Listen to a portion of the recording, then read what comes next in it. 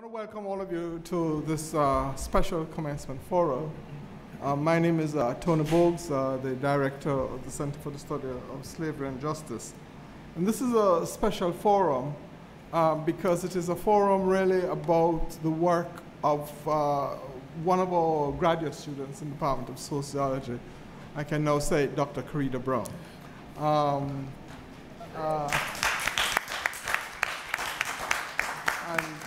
And we thought when she, I know her work, sat on our committee with Jose and Michael, and we thought that it would be very important not just to have the exhibition, which I invite all of you on Black Shackles to go over at the center, but also to do a forum around questions of archives, because the business of archive was central to her work and to the PhD.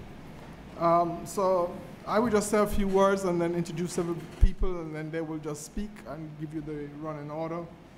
I've just said that for Black life, whether it is Black life in the United States, Caribbean, Brazil, or South Africa, or other parts of Africa, continental Africa, the question of archive is central. It is central not just because we have untold stories and hidden stories. It is also not told in the mainstream. It is also central because if we want to tell those stories, we have to find new archives. And we have to rethink what the archive may look like and what we may actually call an archive. For a lot of us, an archive is essentially some dusty old books and papers in some library, somewhere, and particularly those of us who are trained as historians love to get in there and spend hours and so on. But I think that what Karida Brown does, as well as work does, and does it very well, is to show us that there's a question of memory also as archive. And that when memory becomes archive, then what kind of history and what kind of stories can we now to be told? And so what we thought was important to do for this particular commencement forum is to really discuss that question of archive in its broadest way. We have to do that. Karida herself, who's graduating, as many people know, in the Department of Sociology, and who is also now going to be an assistant professor of sociology at UCLA. So I think it's really, UCLA is very lucky, is all I can say. Right? Then we have Miss Reed, Bernetaie Reed, who is from UNC, graduated from UNC Greensboro, a degree in Masters in Library and Information Studies, and a particular interest in African American history and heritage, and who works at involves herself in a practicum at the Southern Historical Collection at UNC. But has also been important in terms of working on a set of documentaries around the life of African Americans. And I've heard a lot about you from the discussions I've had with Karida. And then, there's Biff Hollingsworth, who is the collecting and outreach archivist at the Southern Historical Collection at UNC, and who has a special interest, obviously, in historical documentation and trying to document the culture of the American South. But I think that each will bring to the table a set of their own particular experiences, and they will speak for about 10 minutes each, and then we want to open the floor for discussion. So let me again welcome you all, congratulate Karida, and open to Dr. Brown. Dr. Brown?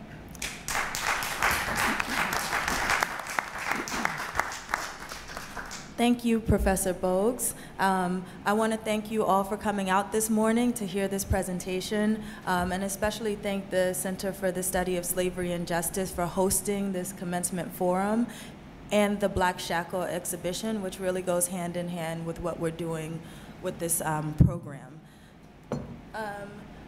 Can we upload the PowerPoint, please?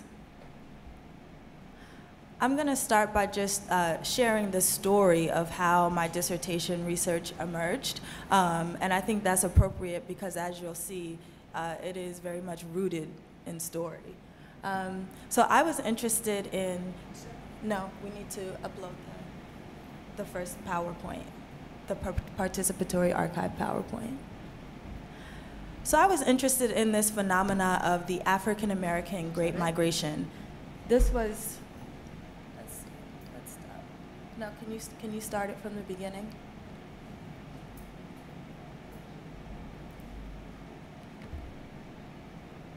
So the African American Great Migration was the most profound demographic transition of the 20th century in America. This is the point where over 6 million African Americans migrated from the Deep South to urban centers all across the United States of America. I was interested in studying this phenomena in a very particular way. And it seems like my PowerPoint is not going to participate with me, but we'll just go with it. So I was really interested in the micro story to get at the meaning of the Great Migration instead of just the where did they go, what did they do of the situation. So I started off researching a population of African Americans who grew up in Appalachia. And I thought that that was a great starting point, number one, because the African American experience is pretty much erased out of the national narrative of that region of Appalachia, and because my mother and father grew up in a little town called Lynch, Kentucky, and they are the children of coal miners. So I was very familiar with this story and in many ways felt like I'd been working on this dissertation project since I was in my mother's womb, and they were taking me back to the mountains from my childhood home in New York.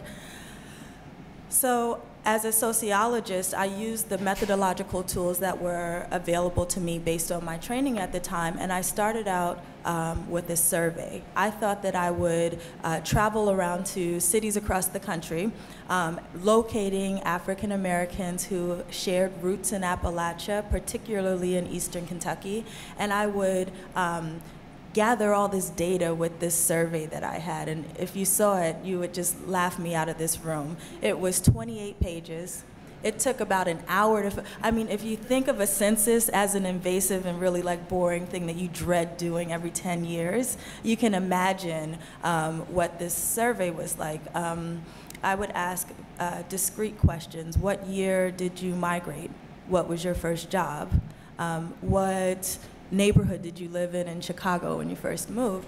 And what my participants told me early on throughout this process is, we are so happy that you're doing this research and that you're getting your PhD, but baby, you ain't gonna get the story right going about it like this. And that was a transformational moment for me in my research, working with a population of elders. These folks are in their 70s, 80s, and 90s who became invested in the research process. This is not something that I learned about in the classroom. I didn't know that, you know, there could be a relationship between participant and researcher, and that was happening before my eyes, but they were also challenging and refusing my method. So at that point, I had to make a decision because I'm the one with the pen at the end of the day, you know, and I really had to reflect on these power dynamics between my participants and myself, and I finally decided, you know, I'm going to, you know, listen to this guidance that they're giving me. They wanted to tell their stories, and that these flash of images are of me with these participants traveling around the country doing oral history interviews. So I I dropped the survey. I came back to Brown and told my department, I'm gonna do oral histories, and that's totally foreign to sociology. So, you know, that was an uphill battle, but luckily I oriented myself with a committee that really understood that there was something else to this project that couldn't be captured with the survey. Over the course of 2 years, between 2013 and 2015, I collected over 200 oral history interviews, primarily with this population of African Americans just from Harlan County. However, other black folks from Appalachia started reaching out to me during this process saying, I hear what you're doing with the folks from Harlan County. Can you help us save our history too. And that trope kept coming up, help us save our history. And that is also when I realized that I had a problem of archives. When you go to the archive, and I'm talking about archive as an institution, there are questions of regionalism. So what automatically comes to the mind when we think of Appalachia? What does the media tell us about that region? And how are those concepts and ideas reified and stacked up in what's collected and what's overlooked? So there was a problem there, because you're really not going to find a set of diversity in the institutional archive on Appalachia. But then there was also this question of Black archives, and I think that that's a particular category to hold on to think about. The historical catastrophe, and I'm borrowing this term from Professor Bogues, the historical catastrophe of slavery really makes it, if not, it makes it impossible to kind of take that shattered history and put it back together again in a cohesive way. So I was dealing with these meta problematics, these institutional problematics, as I'm moving forward trying to design a research project to tell a story that is hidden in plain sight. And this story of migration, this story that is central to American history, that would be pretty much impossible to study if I only relied on the institutional archive. And I'll wrap up with just sharing what came of this body of oral history interviews and the dissertation. So I thought, number one, these stories are too good to keep to myself, and why should there only be one book on the Black Appalachian experience? There's so much here that, and the participants really wanted to know, how are we gonna save our history? And this went beyond any individual. So I really, in 2013, started looking around for an institution to partner with. I'm thankful to the archivist at Brown, because they said to me, we do not have an expertise in African American history, but there are some fantastic institutions out there. Go find them and tell them what you're doing. They will help. And I thought that that was extremely wise advice. Fortunately, early in that process, I was connected with the Southern Historical Collection at UNC Chapel Hill. This archive, and Biff Hollingsworth will talk more about it, but they are the premier academic archive on the US South. So they had a subject matter expertise in the area, and they also were starting this huge collections campaign in the African American experience. So here I come along with saying, oh no, I have all these interviews, and then my participants started giving me stuff too, because they said, you need to see these report cards from the colored school. You need to see my father's Black lung claim and how they tried to deny those men their due for giving their lives to this industry. So I had all of these materials and objects, as well as these stories. One woman gave me her wedding dress. She said, there's a story in this dress. And the Southern Historical Collection was an institution that was ready for an archive that didn't look like most of their collections. So we partnered, myself, the Southern Historical Collection at UNC, and the thousands of families that are represented in this study, and we created an entity called the Eastern Kentucky African American Migration Project. We lovingly refer to it as EKAAMP, and it is one of the first participatory archives at UNC Chapel Hill, and I dare say in the country of its nature. How it works is the participants reach out to the institution. They start a family collection, so they get to name their collection after themselves. This question of family papers becomes very important in terms of institutional legitimacy. And they donate what they feel is a true articulation of their history. So whether that be traditional material such as papers, of course their oral history interviews, but folks have donated objects such as lumps of coal that wedding dress is there in that archive. Hot combs. One family came together and gave the biscuit pan that their mother, who was a homemaker, cooked on every day until this pan had holes in it, and they had a story to tell about the meaning of that. So this really kind of reframed both the institution and this practice of archiving, and we're just at the beginning of it. So I'll kind of close out there. I do want to just show an image. So these are, this is the Radford family. They are the first family to start a set of family papers at the Southern Historical Collection. And what we did was, if this was going to be a truly participatory archive, we can't have the institution over here taking everything and the everyday people wondering what's going on with their stuff. So it was really important to bring them to UNC. This is them at the library, and they brought their family collection.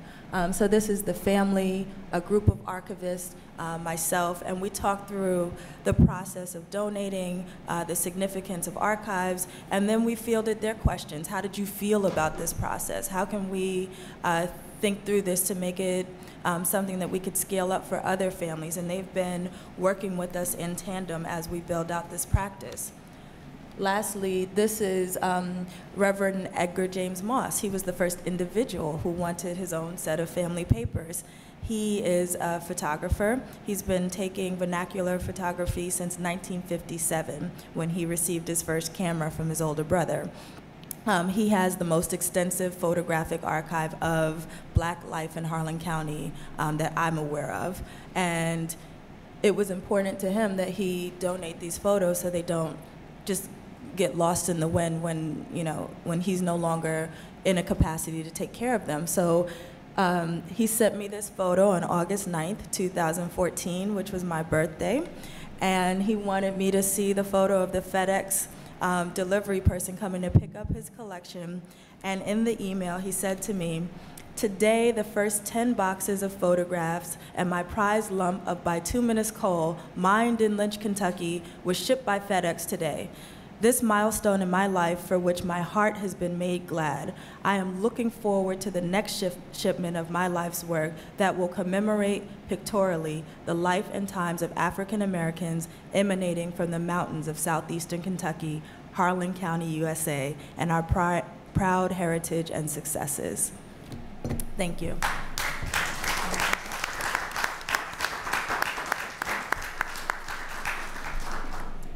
Good morning.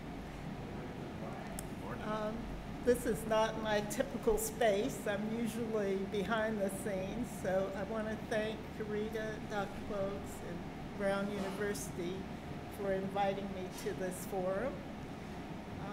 I wanted to start with how genealogy, since genealogy it's not working?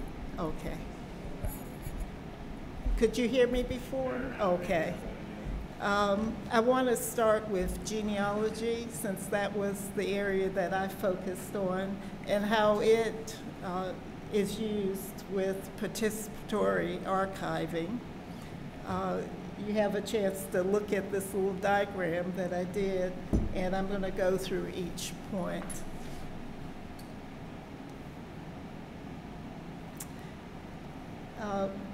The Archival Initiative started with Karida with the EKAAMP exhibit and collection that she did. She collected the oral histories. She collected over 200 oral histories and family documents and that part. Okay. Let me go back, sorry. Let you listen to this. I was born in Plantersville, Alabama.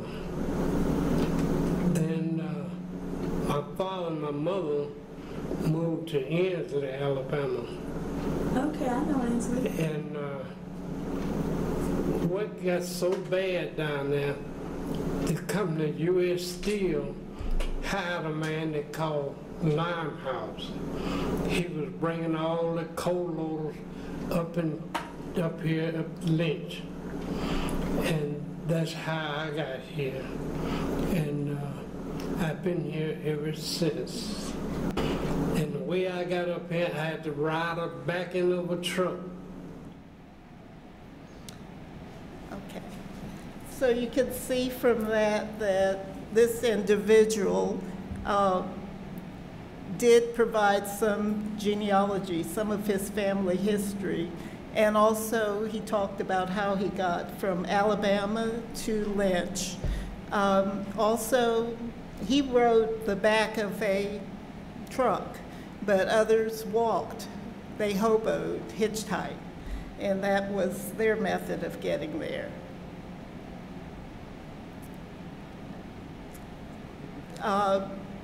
When they were in Alabama, it's significant to know that many of these individuals were escaping a system where they were forced into the mines to work. They were often picked up for vagrancy or loitering and were put into prison and leased by the state and by county government to these mine companies. Once the oral histories were collected, they were deposited in archives, and that was a chance for them to be preserved and also for them to be transcribed and for the records then to be redirected.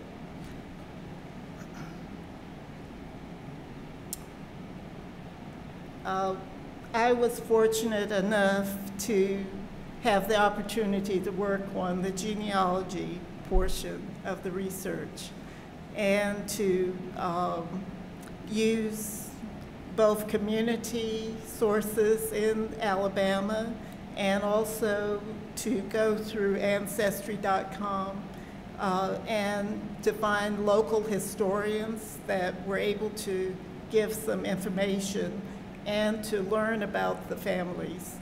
It was decided that I would focus on the Bascom and the Radford families for this.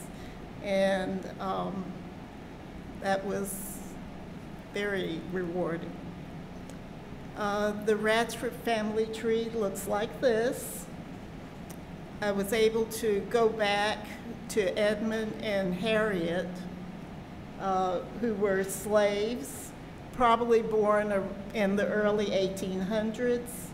And you can see that it went up to, Karida talked about Cynthia Radford in one of the pictures. And you can see that she was in Lynch, born in Lynch. This is the Baskin family tree, and Leroy and Eliza were born in Alabama. They were born in Bullock County, Alabama. There was a local historian that I luckily found who had collected some papers from that area on the African Americans in the community. The new additions that were collected then also go into the archival collection and provide sources for connecting with the archive itself, whether they're other family papers that can open up new avenues to discover information.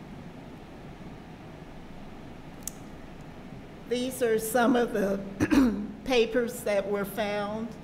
The first, the petition to Congress, in which Eliza Baskin is listed. She is requesting a pension for her deceased husband. And although the petition itself failed, it provided us with a useful clue that her husband had been a Civil War soldier. on the Union side fighting for his own liberation, freedom.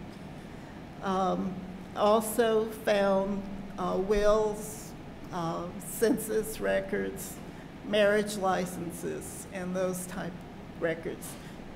And then one of the most exciting finds was this last item, and it was part of the will for Ezekiel Radford, dated 1847, and it listed his slaves.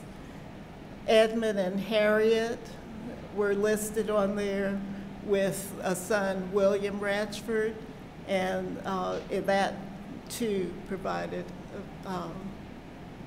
really an exciting find for us. But these items become part of the archive collection also and open up new insight.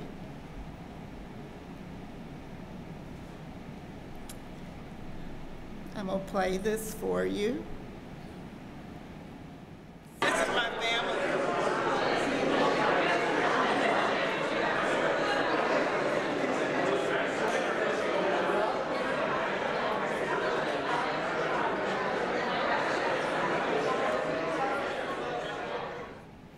As you can see, when EKAAMP opened at UNC Chapel Hill at the Southern Historical Collection, some of the family discovered some of their family linkage back to slavery for the first time, and that was a very exciting moment for them.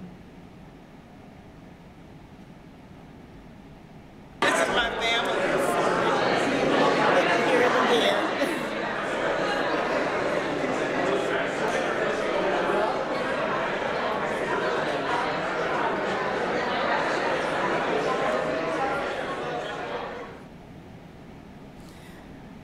So I'll end with this information expands the public resources.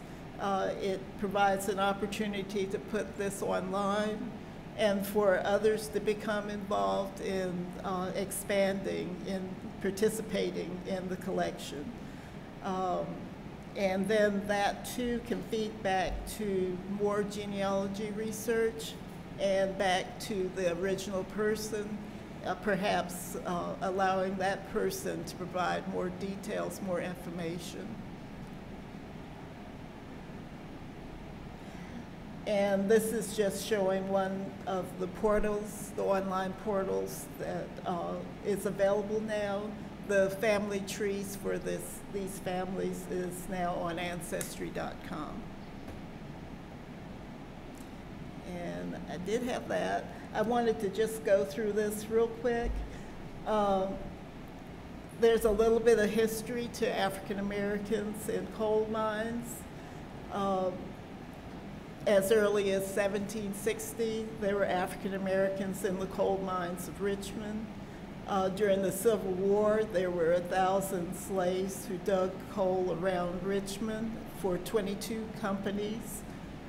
Slaves were expected to dig 4 to 5 tons of coal daily. If they failed, there was no supper. They could have been whipped for the failure. After the Civil War, as stated, prisoners were convicted of vagrancy and loitering and leased to the mines. Between 1880 to 1904, 10% of Alabama's state budget was from leasing prisoners to the coal mines. 83 to 90% of the convict miners in Alabama were African American.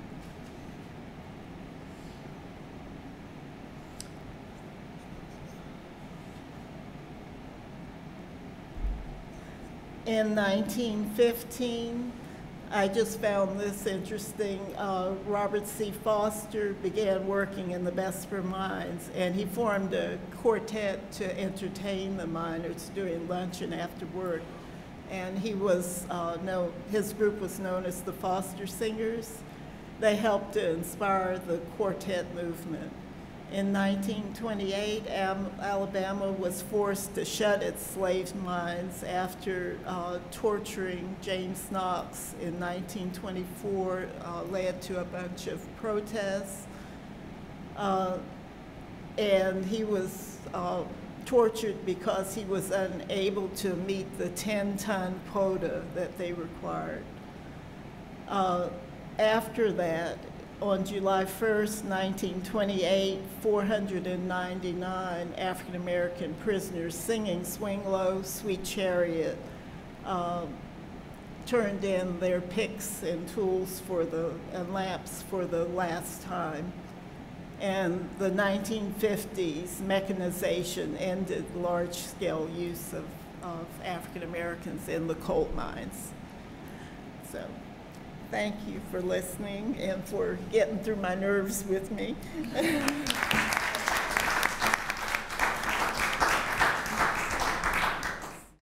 Morning. So I wanted to thank the center, Dr. Bogues, thank you, and Shana Weinberg and all of the staff at the center for inviting me to join you today. My name is Biff Hollingsworth. I'm an archivist at UNC Chapel Hill in the Southern Historical Collection. I also wanted to give a nod to the exhibition across the street. It opened last night, and I really enjoyed it.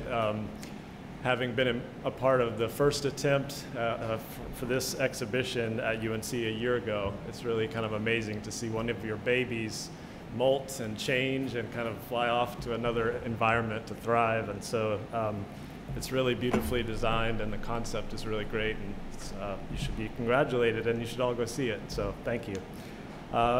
It's really an honor to be here on commencement weekend at Brown.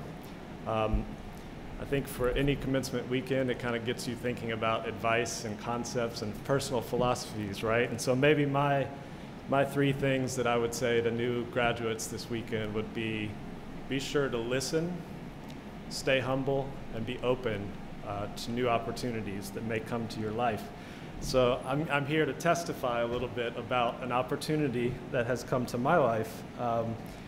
In 2013, I had the pleasure of meeting Karida Brown at UNC.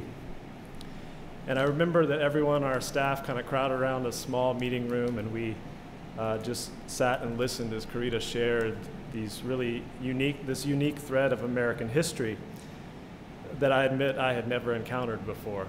So she told us of the rich history of the generations of African Americans who had gone through company-owned coal towns in eastern Kentucky.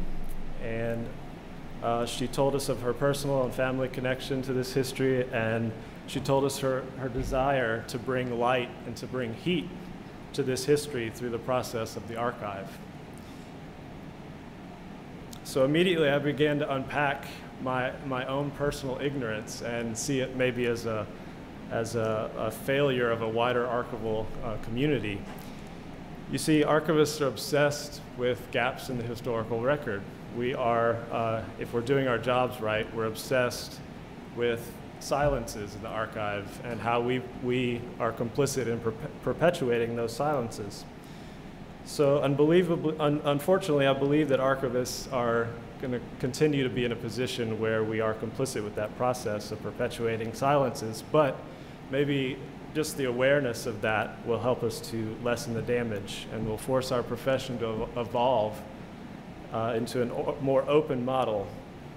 So the old model of the archive is really what we might call a custodial approach. So what does that mean? Well, the tradition is to have a curator identify bodies of records that exist somewhere in private hands. And so the curator will work with that creator or collector of those materials to bring them into the archive. There's a set of processes to organize them and make sense of them and put them on a shelf in a box, and then they wait until a researcher comes along with an interest in locating those materials. So it's a little bit kind of like mineral speculation, right? You kind of speculate, find something that you think will be useful, you kind of refine it a little bit, and you put it on the shelf and wait for it to be used. So I guess to simplify it, it would be kind of a commodity and consumer system that's set up where the archivist is in the position of the broker between the creators of records, and those who consume them. But the participatory archive model reorders this traditional model in that it makes, in a way, the creators become the consumers. And it makes the creators of those materials the curators. So what we do, and it also makes the archivist a participant in the project, not a dominant curatorial force. It really upsets the normal rules of power and resource allocation and curation and decision making. So as participants in the project, we contribute by providing support and tools and space for the project to succeed. And so I wanted to pause here and mention another important aside about testifying about another opportunity that came to my life, and that was meeting my good friend Bernetaie Reed, who's at the table. She began volunteering with the Southern Historical Collection, and you know, just to call her a volunteer is to sell her contributions short. I wish I had another hour to tell you about all of those contributions, but what I will tell you about is an anecdote where Bernetaie and I were working one day at the back of the library. We were bringing in some boxes of materials at the loading dock, which is where a lot of archival work actually happens. But so are any of you familiar with the artist named Lonnie Holley? He's kind of considered a visionary outsider vernacular artist who makes these incredible sculptures out of found objects. He's from Alabama. He's also a musician. So Lonnie Holley was on campus that day at UNC, and he was doing a demonstration in front of the library about how he makes the process of his artwork. So Bernetaie and I were behind the library, and after Lonnie's demonstration, he came to the back of the library to catch a ride from somebody. And it was like he locked eyes with Bernetaie and just went over like he had an important message to tell her.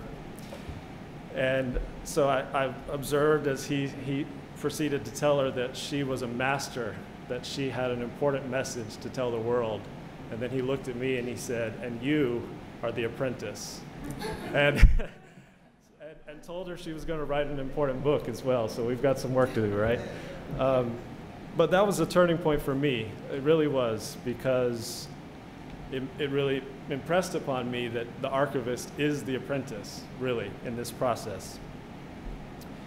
It was interesting that Lonnie Holley did sort of a cleansing ceremony at that time. He picked up some berries off the ground that he saw from a holly bush, and then proceeded to do sort of this shamanistic ritual with Bernetaie and me, and we were just in tears, and it was very emotional, but anyway. So another turning point for me was, I'll point to Karida and testify about her impact on my work and my life. So a great thing about the project is that Karida turned the microphone on the archivist as well. She recorded oral histories with those that were involved in the process of archiving this work. And so we were talking during the interview about some archival principles, and she said, you know, Biff, some people say the archives can either be tombs or they can be temples.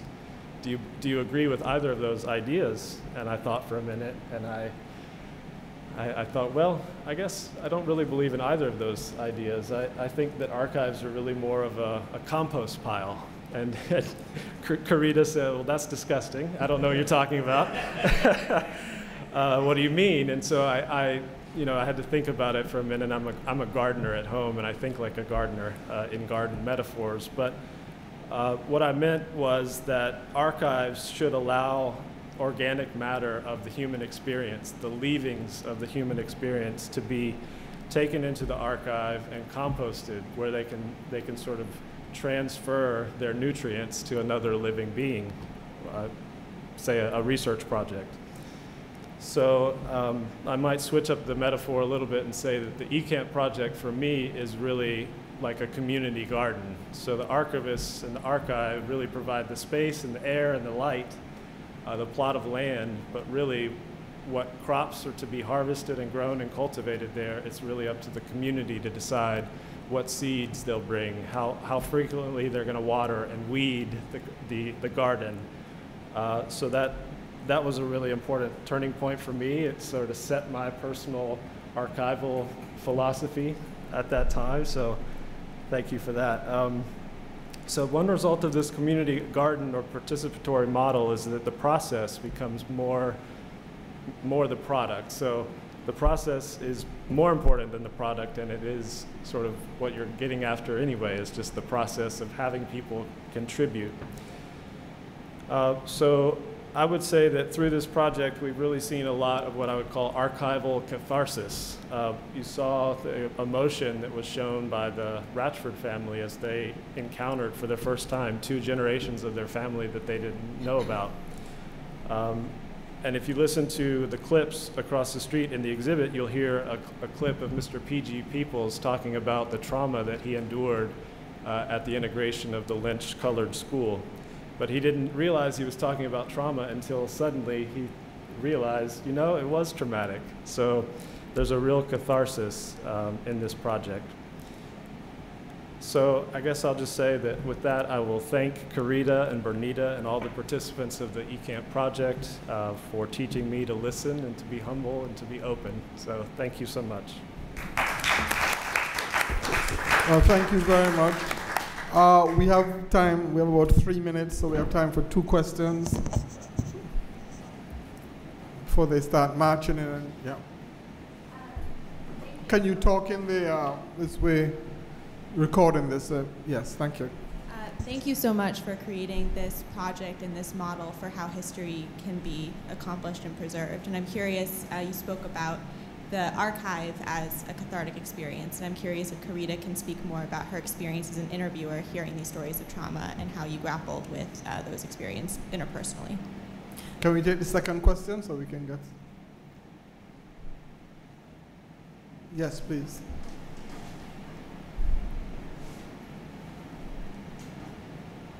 This is so new and exciting way to think about archives. I started taking notes about what we might do in the town of Brookline on our Hidden Brookline project.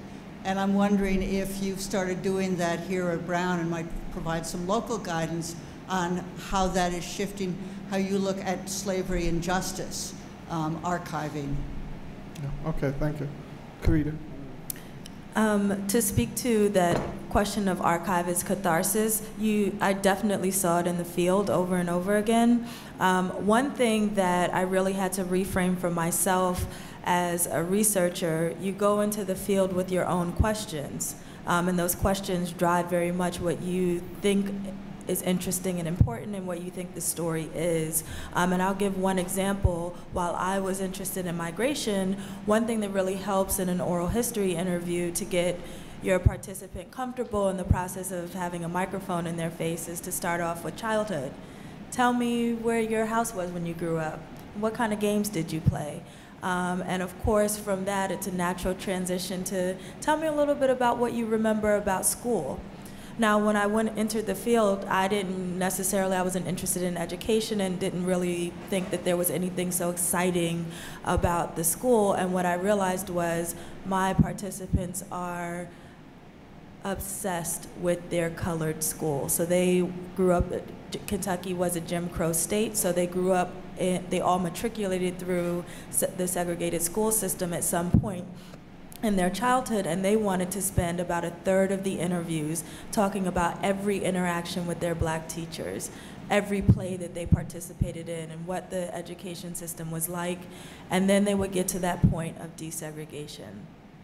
And that was the hardest part of the interview because so many, and we're talking, 70, 80, and sometimes 90, I have a few folks in their 90s, who would just burst out in tears during that part of the interview. And I had to honor that experience and listen, and then also I had to refocus my research questions, and I published my first article on that, and that was an unexpected find, but it really was to honor that trauma and to say I heard you and I see you, and that this is significant, even though I didn't know about it. Let me just say quickly about the question. There are 3 elements to it. The first element is that what we attempted to do is in the library itself at the Hay to get all the African American material that we have on slavery in the Hay, to take it out of the Abraham Lincoln collection and to make it into a separate collection. All right, because that's where it was. Secondly, that they were again using the hay, but we now have what we are calling a freedom archive. That freedom archive is to actually do oral histories of ordinary people from Africa and the African diaspora who were involved in political struggles, in what we call critical oral histories. So we have an oral history project of major civil rights folks, but underground, people like Willie Ricks and other people, not the big names, deliberately so, the local organizers. We brought them in here for 5 days. We interviewed them, and we have that. We have the interviews with local militants from the Party for the Liberation of Guinea-Bissau and Cape Verde, which is Amilcar Cabral's party, because those things were being destroyed in the situation in Guinea. So we got somebody, and we hired somebody who went and shot some stuff, and we have those. We have the archives of George Lamin, which we're trying to sort out, the Caribbean writer, and then we are talking to other people. So that has both quote famous, but also very much oral histories of ordinary people from the bottom up, so that we can have those as well. The other archival thing that we do is in the community. We are involved in what is called a Memorial Markers Project. That project is to mark where the ships came in Rhode Island. That is an archival project as well, because what that does is that the way we are working is that we're having discussions with the community around where those ships came. And we are therefore developing local histories about those ships. And by the time we put the markers in, it will actually be an archive, certain kind of archive in my view, a marker of, because the archive is not just in the book in the institutional sense, but it will be an archive of where exactly you can walk this town and find out where the ships actually came. Because slavery in the North, as you very well know, is not something that we always think about. We think slavery as plantation without actually thinking about the relationship of finance, industry, etc., shipping, building, and all of those things to the business of slavery. So that's what we're trying to do. Okay, I think I will take one more question until I see the people come to throw us out. Yeah. So I think that my question is something between the two of you. I'm the senior minister of a congregation in Baltimore, Maryland, and we're trying to figure out, we know that we have a black history going back 200 years, but we have no continuity in that. We don't have families that can point back generations. So I'm trying to figure out how we get from the paper stuff to the living stuff that's right now. And I'm very inspired by what you have to say, but I also am also just continuing to be lost about how to connect those two things. Absolutely. I think, and Biff, you probably will have something to add to this, but I think that there should be a reframing to starting with the institution. The story is with the people. So I think that oral history for me as a methodology and a historical practice is really pregnant and fecund with data, traces, and it will lead you in a different direction than if you start with the institution, because as you aptly pointed out, those discontinuities, not only in what's in the archive, but how the archive is categorized itself. So when you're looking for the stories of black families, black people, black life, those are usually categorized under some economic imperative that has nothing to do with humans. It's more so with a thing. And that, goes back to these complications with slavery, institutionalization, and the archive. However, what tidbits of information would you find from families in the Baltimore area? What photos would they have in their attics and basements that they would be willing to share if they really felt that someone was interested in listening and honoring those? And they just lead you down another path where you'd be surprised how rich that archive is right there in your community with the people, and they will work with you. And I might add, so I'm an archivist, not a historian, but I am aware of how history has impacted how archives are created, and particularly with African American communities, the oppression of creation of records, writing, reading, keeping, preserving, all of those functions have been oppressed. So I think opening up the ideas of formats that can be gathered is absolutely true. Oral history is absolutely critical, but Karida was mentioning the biscuit pan that we have gathered, and so we as archivists kind of had to get beyond the sort of objective myth of the rectangle, is what I would call it, the rectangular pieces of paper. Everything on those pieces of paper is absolute truth. Not always the case, but we had to kind of get beyond that box and paper idea and think about maybe these material items are, even if they don't have inherent informational value, they could be put in the hand of someone who could tell the story as a prompt, for getting that story out. But I would also point to genealogical research as a real tool for that. Can I say thank you all very, very much, and thanks to all the panelists.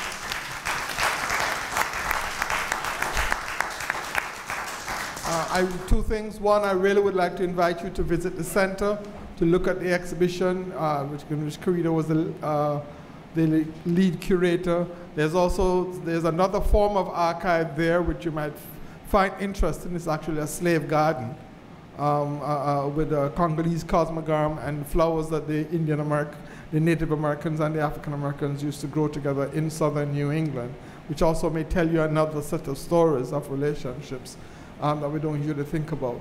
And then I'm going to make a shameless plug, which is what I said to my board I will do for this entire commencement. At the back of the room, there's a young lady who's our first intern, Jordan. And we have forms, and we were asking people to become friends of the center. For the center to be sustained, we need friends. This is the work that we do is a work around questions of justice and freedom. That's not a work that lots of people put their hands in their pockets for easily. And if we are going to be sustainable, trying to confront difficult questions and confront them truthfully, then we need as much help as we can. There's somebody here who's actually co-founded a friend who's an alum, Anne, who's sitting down right there. She's an alum of Brown, and she co-founded the Friends Association. And the Friends thing is at the back, and I promise to raise it at every meeting that I am from last night. So, good. So thank you all again very much, and join us.